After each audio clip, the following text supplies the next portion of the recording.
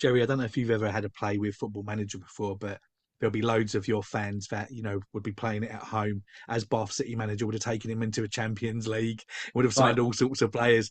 And Yeah. of course, he's got a huge database and there's all sorts of wonder kids on there as well. I remember Freddie Adu, I don't know if you know who that is, an Yeah. American Yeah. Yeah. young Yeah. kid from years ago who, was supposed to have been the next big thing through Football Manager.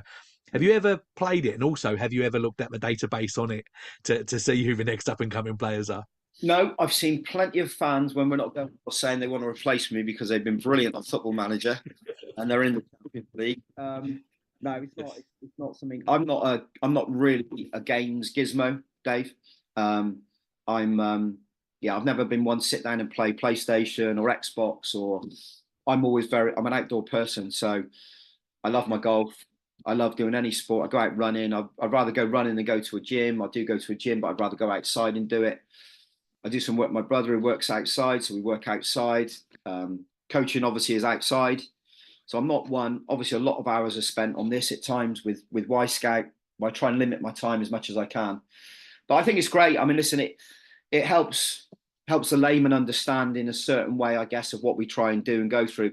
But you only dip your toe in it. You don't really Yeah. see.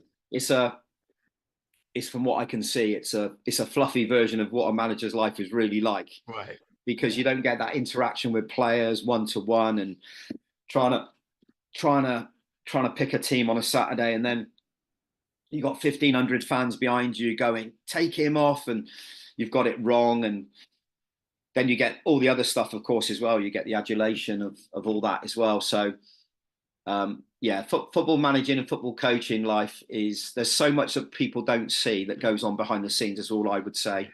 Yeah. People see you at the moment 3 o'clock Saturday afternoon.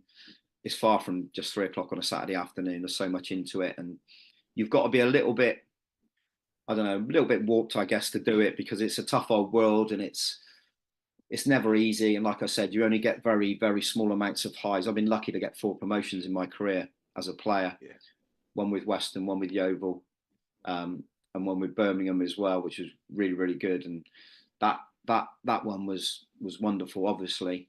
But it's not, the life of a manager is tough at times. It really is tough. You get some real lonely, dark moments as well. I know I come across bubbly, happy, energetic, and I am genuinely trying to be like that. But I'm not going to hide away from the fact that sometimes I get some real Yeah. dark moments and some real lonely moments because that's the job.